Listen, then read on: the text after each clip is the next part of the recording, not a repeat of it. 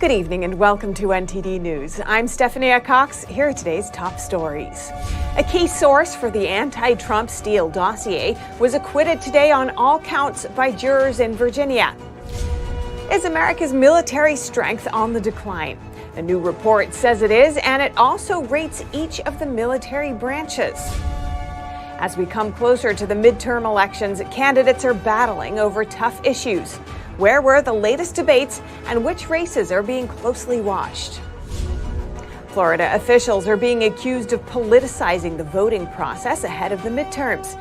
We spoke with Florida's Secretary of State about his take on the allegations. President Biden announcing what his first move will be if Democrats retain control of Congress. But how likely is that as things stand just 21 days before the midterms?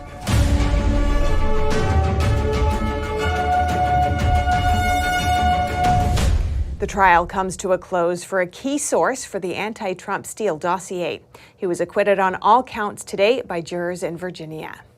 Igor Danchenko, a Russian national, was acquitted on 4 counts of lying to the government after about 10 hours of deliberations. Danchenko was the primary source for the dossier compiled by ex-British spy Christopher Steele.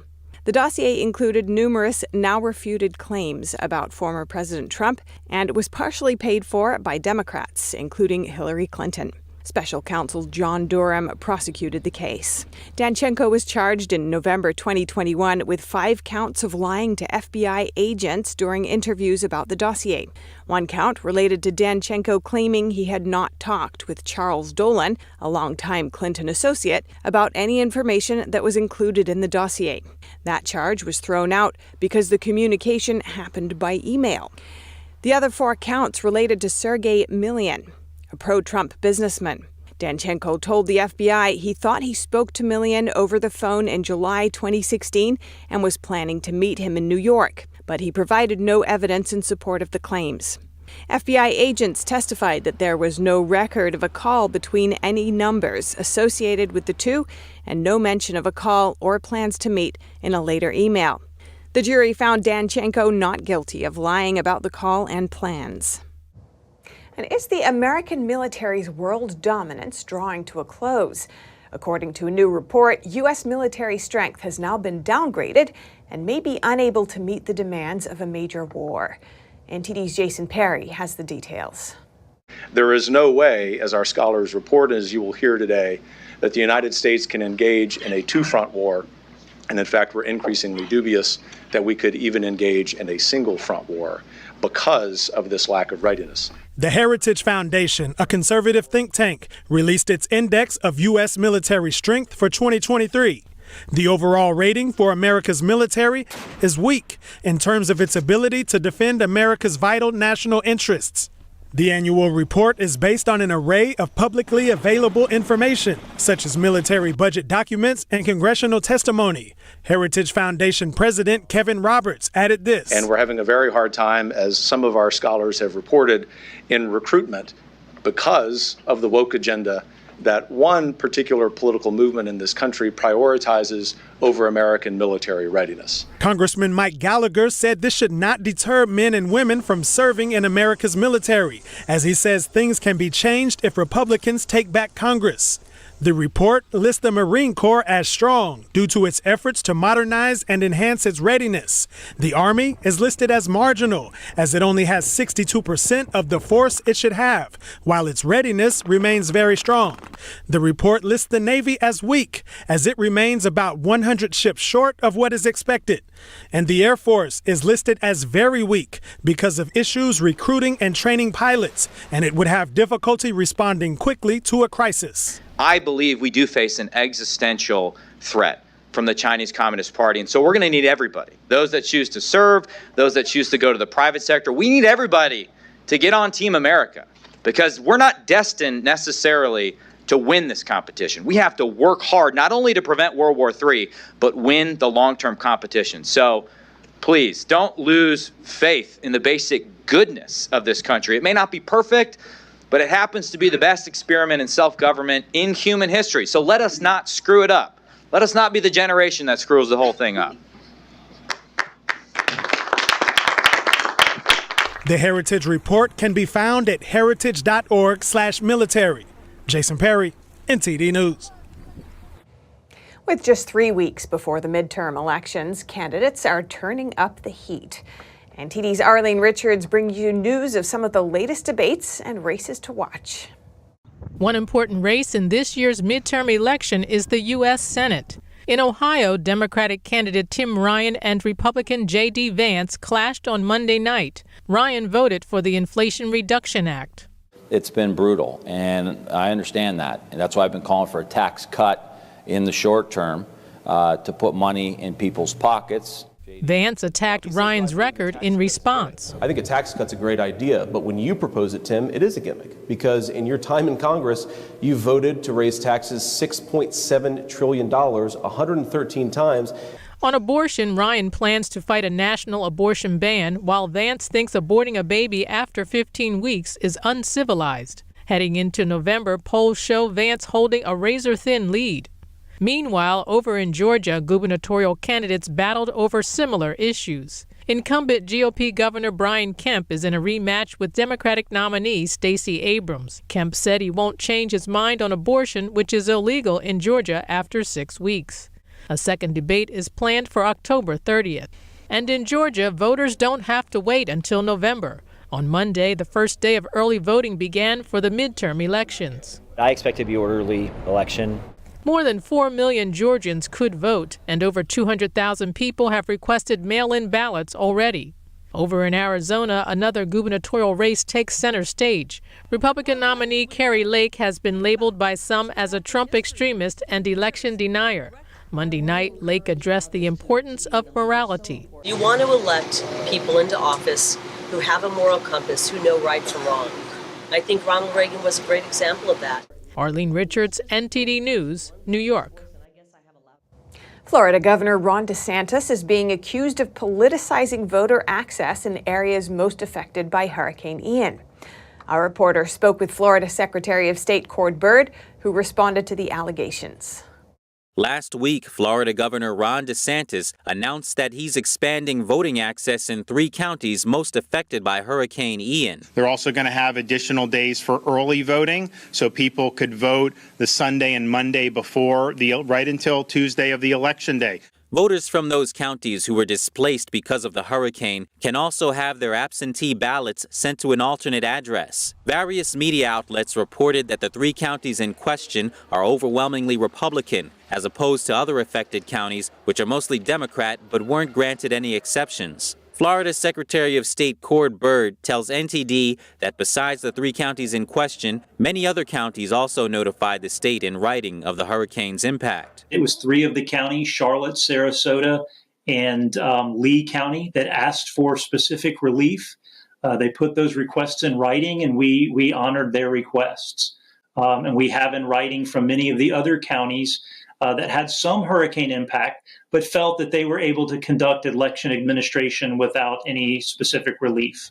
More people have moved to Florida in recent years, and the Sunshine State even gained a congressional seat since the last midterm elections. The New York Post reported that in the month of August, more New Yorkers moved from the Empire State to Florida than in any month before. Byrd says this shows that people are voting not only in booths, but also with their feet. And I think people are voting with their feet loud and clear, and they're voting 2 places like Florida, where we have the opportunity for people to live their dreams, open business, for their kids to go to school in person, to not be shackled with government mandates. Data from the Census Bureau shows that 7 states lost congressional seats, and 5 of them went to Joe Biden in the 2020 election. Reporting by Arian Pastar, NTD News. President Biden announces what his first move will be if Democrats hold on to majorities in the House and Senate. But that's a big if, as concerns over the economy keep growing. NTD's Iris Tao has more. And when Congress passes it, I'll sign it in January, 50 years after Roe was first decided the law of the land. That's President Biden announcing today that the first thing he'll do if Democrats retain control of Congress will be to codify Roe versus Wade. Let's take a listen. And together we'll restore the right to choose for every woman in every state in America. So vote. You got to get out the vote. We can do this if we vote. And Biden also vows to veto any federal abortion ban by Republicans. And that's as he also touches on gun control. And by the way, if you give me a Democratic Congress, we're going to ban assault weapons again. All of these promises, meanwhile, rely on the premise that Democrats win in the upcoming elections. But recent polls have shown Republicans gaining an edge as the economy becomes the top focus. A New York Times and Siena College poll released on Monday shows that more than 40% of potential voters put economy and inflation as their top concerns, while only about 5% say they're more worried about abortion. Republicans, meanwhile, are highlighting economic policies in their campaigns. Here are two candidates speaking in Monday night debates. While people can't afford the cost of groceries, they're not actually paying attention to the concerns of everyday voters in this state who are getting crushed by the policies that you supported. My desire is to continue to help them fight through 40-year high inflation and high gas prices and other things that our Georgia families are facing right now, quite honestly, because of bad policies in Washington, D.C. And some journalists were questioning on Twitter about why Biden chooses to focus on abortion while the economy is apparently a bigger issue. And the White House Chief of Staff responded saying it's not an either or and that Biden will be talking about gas prices on Wednesday. Reporting in Washington, D.C., Iris Tao, NTD News. Boston University researchers have developed a strain of COVID-19 that killed 80% of mice infected with it. The research has prompted concern and condemnation. NTD's Daniel Monahan has that story.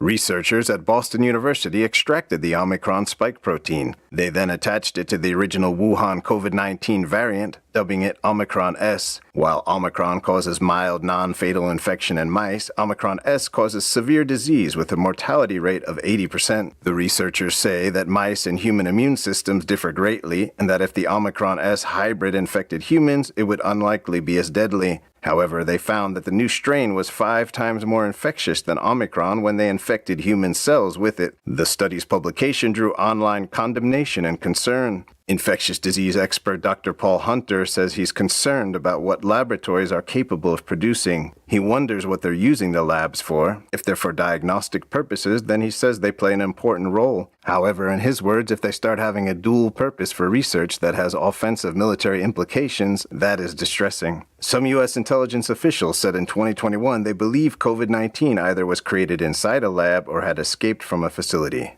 Daniel Monahan, NTD News. And Boston University issued a lengthy statement today defending its research, saying critics have misrepresented the goals of the study. The university refuted allegations that the study involved gain-of-function research, which can make a pathogen more deadly or transmissible. A university official also told the Daily Mail that parts of the study were taken out of context in news reports. And coming up, how can the U.S. move away from China's stranglehold on critical minerals? We hear from a former U.S. Deputy Assistant Secretary for Energy Efficiency on the heels of a big move announced from General Motors. And a female Iranian rock climber who violated her country's strict public dress code on Sunday was reported missing the following day. NTD's Dave Martin has the latest. That and more coming up.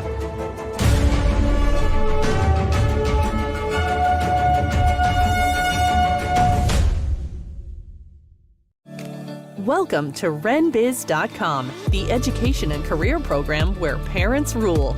We replace public schools and universities. We are for ages 6 to 100. Never any big student loans with us.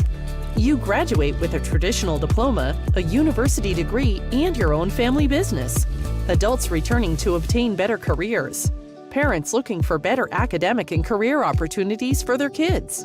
At Business Occasion, you spend 50% of your time on traditional education and 50% on business education, including setting up your own family business. Learning is in your small, in-person pods of 6 to 10 students. At Renaissance Business Occasion, aka RenBiz.com, graduation means you have a degree and your own family business. Like education always should have been, a transition to getting a career.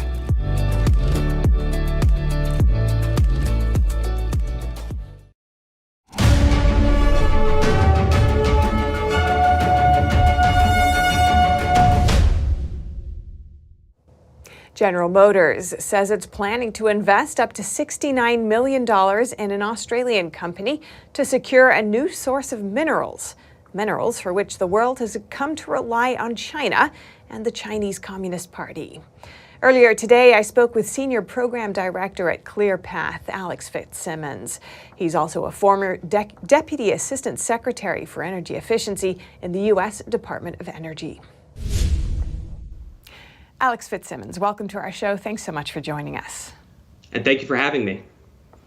Now, General Motors plans to source millions of dollars worth of critical minerals for its electric cars from Australia. It comes as America is reducing its reliance on China for these minerals. What's your take on the deal?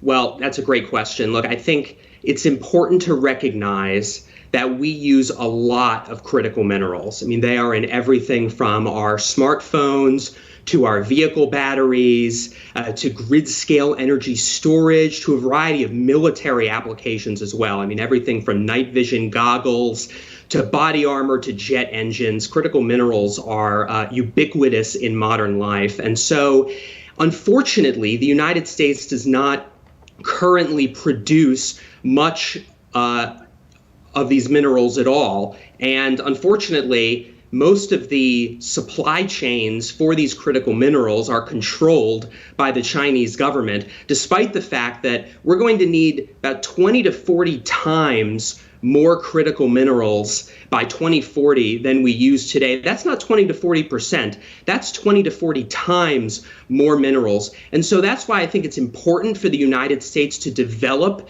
a secure supply chain for critical minerals, everything from the mining, the upstream mining, to the processing capabilities. And that's why I also think it's important for us to do this in partnership with allied countries like Australia and Canada and Japan, so that we can reduce our dependence on foreign adversaries like the Chinese government. What do you think of calls for the U.S. to be energy independent?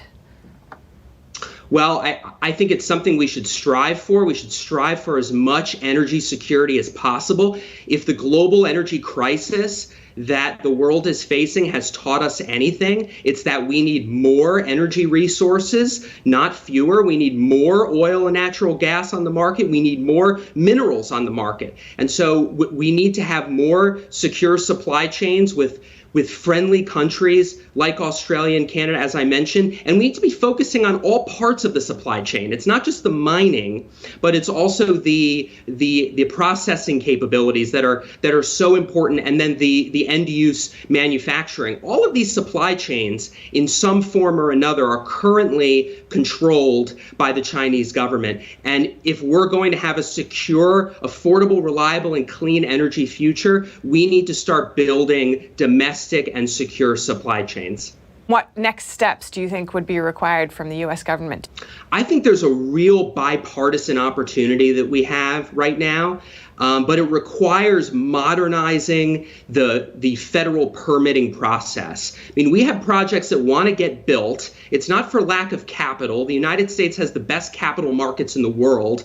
The challenge is that these projects are often too risky because we have a burdensome and litigious permitting process. And so I'd like to see lawmakers on both sides of the aisle come together and address the real needs of modernizing the permitting process for critical minerals so that we can start to build more projects here in the United States to mitigate our supply chain vulnerabilities and have a more secure and reliable supplies of critical minerals and other vital energy technologies. All right, Alex Fitzsimmons, Senior Program Director at ClearPath, thank you so much for your time. Thank you for having me. The United States is among countries accusing Iran and Russia of violating a UN resolution. That's for the use of suicide drones that Ukraine says are being used in deadly attacks. Iran denies involvement in the attacks. Here's that story. Rubble, helmets and candles laid outside the Iranian embassy in Kyiv. These were protest props used by a group of Ukrainians on Monday night to demand that Iran stop selling drones to Russia. Coming after a so-called kamikaze drone hit a block of flats in Kyiv. The attack killed at least 4 people, including a woman who was 6 months pregnant. Ukraine said the attacks were carried out by Iran-made suicide drones, which fly to their target and detonate. The United States, Britain and France agreed that Iran supplying drones to Russia would violate a UN Security Council resolution that endorsed the 2015 nuclear deal between Iran and 6 powers. Iran's foreign minister continued to deny on Monday that it's supplying Russia with drones, while the Kremlin has not commented. But the U.S. has accused Iran of lying, with State Department spokesman Vedant Patel saying Russia was not only receiving drones from Iran, its operators were also being trained in Iran. Russia deepening an alliance with Iran is something the whole world, especially those in the region and across the world, frankly, should be seen as a profound threat and something that any country should pay very close attention to. Patel warned the U.S. may impose more sanctions, echoing calls by some EU foreign ministers to crack down on Iran over the issue. Copenhagen police just wrapped up an investigation into the 2 Nord Stream gas pipeline leaks.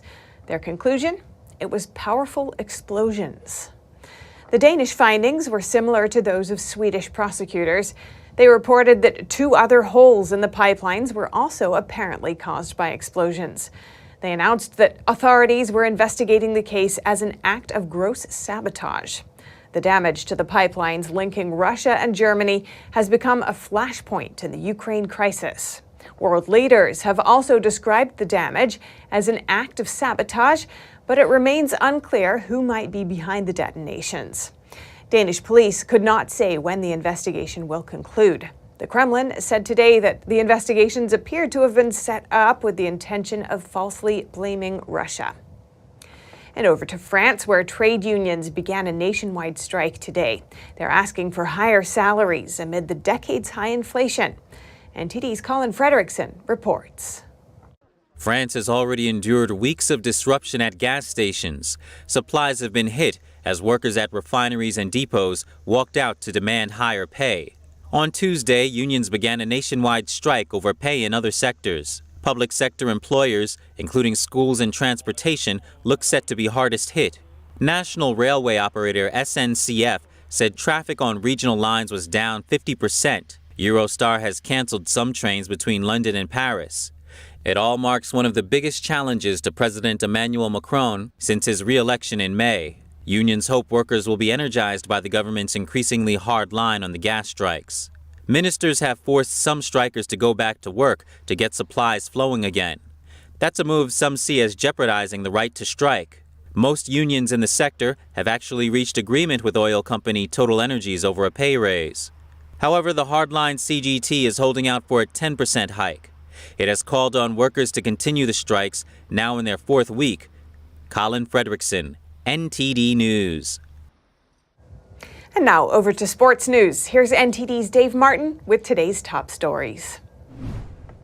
The NBA season tips off tonight, roughly 4 months after the Warriors topped the Celtics to win their 4th title in 8 years. But who will win this year's championship is a betting mystery. Golden State and Boston, along with the LA Clippers, are the consensus favorites at 6-1 odds, which is the longest for a favorite in recorded NBA history for any opening night. The Warriors won last year despite their aging championship core of Steph Curry, Klay Thompson, and Draymond Green playing just 11 minutes together in the entire regular season due to injuries. But Curry, now 34, is at an age where players typically start to decline, while Thompson and Green aren't far behind at 32. In international rock climbing, Iranian athlete Elnaz Rekabi, who violated her country's stringent dress code rules by competing at an event in South Korea without a headscarf, was reported missing on Monday. This morning, multiple news outlets have reported that she is flying back to Iran, partially based on an Instagram post made on her account, though it's not clear if the post was really made by her or was coerced. NTD was unable to independently verify the information. The situation is compounded by protests in Iran after the beating and eventual death of a 22-year-old woman last month by the so-called morality police for violating the strict public dress code for women. The protests have resulted in the deaths of 144 people thus far. And tonight in the baseball playoffs, the Phillies and Padres play Game 1 of the NLCS, with Philadelphia starting Zach Wheeler on the mound opposite San Diego's Yu Darvish.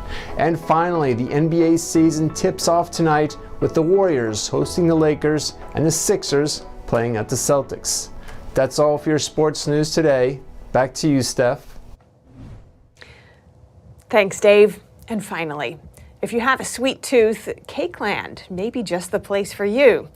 Although it's not made with real ingredients, visitors may still enjoy the sugar rush. Cakeland is an immersive art gallery in Los Angeles built to feel like a giant, dazzling, multi-layered cake.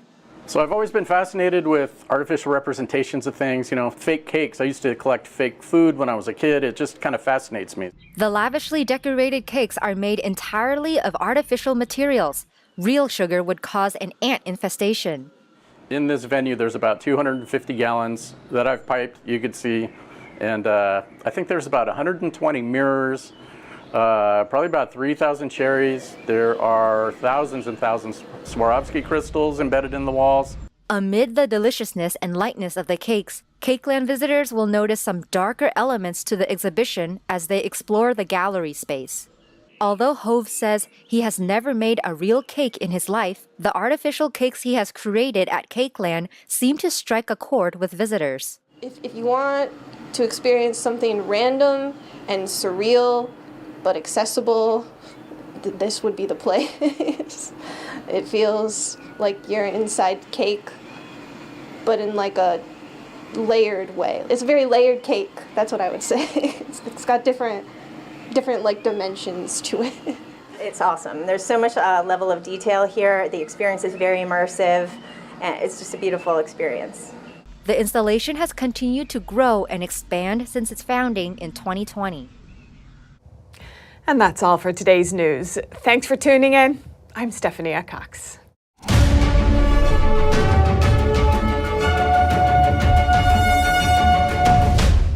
Thanks for watching us on YouTube. Did you know YouTube only keeps selective videos on its platform? So if you want to make sure you get the full picture, just subscribe to our newsletter.